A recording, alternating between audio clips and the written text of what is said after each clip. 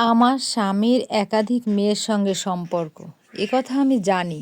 প্রায়ই তার শার্টের কলারে কিংবা বোতামের সঙ্গে বিভিন্ন রঙের লিপস্টিকের দাগ পাওয়া যায়। কখনো পাই এক বা একাধিক পারফিউমের ঘ্রাণ। একবার তো ইস্ত্রি করা প্যান্ট শার্ট পরে বেরোলো, ফিরলো দুমড়ানো মুচড়ানো জামা কাপড় নিয়ে। আমার প্রশ্ন করা উচিত ছিল বাইরে মাটি কোপাতে গিয়েছিল কিনা, কিন্তু আমি বিকারহীন রইলাম। তারও ভাবনাখানা এমন যে আহামরি কিছুই তো করে আসেনি, বরং যা করে এসেছি তাতে তোমারই দোষ 16 আনা। স্ত্রী হয়ে সেই সুখ দিতে পারো না বলেই আমি বাইরে আনন্দ খুঁজি। আমার জায়গায় অন্য কেউ হলো কি করতো আমি জানি না, তবে আমি বরাবরই চুপ করে রই।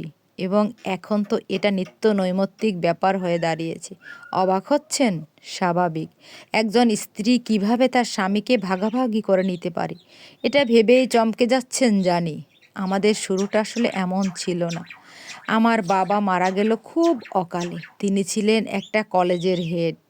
আমরা 2 বোন আর মা। চমৎকার গোছানো সংসার। সুখী পরিবারের চিত্র বলতে যা বোঝায় আমরা তাই ছিলাম আদতে। ওই সুখ বেশি দিন সবার কপালে সয় না যে। আমাদের বেলায়ও সইল না। একদিন আমি আর মা মামার বাড়িতে বেড়াতে গিয়েছিলাম। কথা ছিল রাতে ফিরবো, কিন্তু ফিরতে হলো বিকেলের দিকেই। বাবার ছোট বোন লুবনা ততক্ষণে আগুনে পুড়ে কয়লা।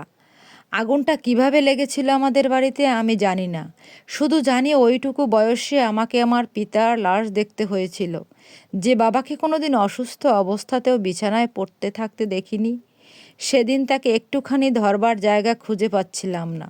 সব পুড়ে ছারখার। আমাদের ঘর, বাবা মায়ের ঘর, রান্নাঘর, আমাদের 2 বোনের টেবিল, যেখানে থরে থরে সাজানো ছিল আমাদের সমস্ত স্বপ্ন, সব পুড়ে মিশে গিয়েছিল সেদিন। আমাদের সোনার সংসার হয়ে উঠেছিল ছাইয়ের স্তূপ। ওই শোক মা খুব বেশি দিন সামলাতে পারেননি। স্ট্রোক করে কয়েকদিনের মাথায় আমাকে একলা রেখে পাড়ি জমিয়েছিলেন নিজেও। আমি অভাগিনী। আমার দুঃখ কষ্ট যন্ত্রণাকে নীরবতার মিছিল বানিয়ে হাজির হয়েছিলাম একমাত্র মামার বাড়িতে। তবে তিনিও পিতামাতা হারানো ভাগ্নির বোঝা বেশি দিন ঘাড়ে চাপতে পারেননি। একটা বিয়ের সম্বন্ধ পাওয়ায় খুব একটা যাচাই বাছাই না করেই সম্মতি দিয়ে দিয়েছিলেন।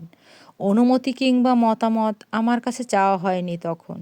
কেবল জানিয়েছিল আমার ঠিকানা আজ থেকে এই খন্দকার বাড়ি। মেনে নিয়েছিলাম আমি।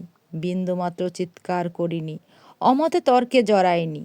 মাথা পেতে কবুল বলেছিলাম এক নিঃশ্বাসে। চোখে ভরে উপচে পড়া অশ্রু ফোঁটাও লম্বা ঘোমটার আড়ালে হারিয়েছিল সেদিন। তবে স্বপ্ন সাজিয়েছিলাম আমিও। ইভানকে জুড়ে গল্প বুনেছিলাম 2-1টা। ভেবেছিলাম যত দুঃখ আমার, যত কষ্ট এ হৃদয়ের কবরস্থানে দাফন করা, সব জানাবো তাকে। খুলব মনের প্রতিটি পাতা। অনুনয় করে বলবো, আমায় সামলে নিন, আগলে নিন, আপনার করে নিন, এই শূন্য বুকটা পূর্ণ করুন।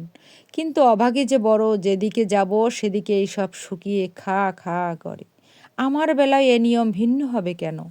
আপাত দৃষ্টিতে সুদর্শন উচালম্বা বিনয়ী মানুষটার আসল রূপ আমি দেখতে পেলাম বাসর রাতেই।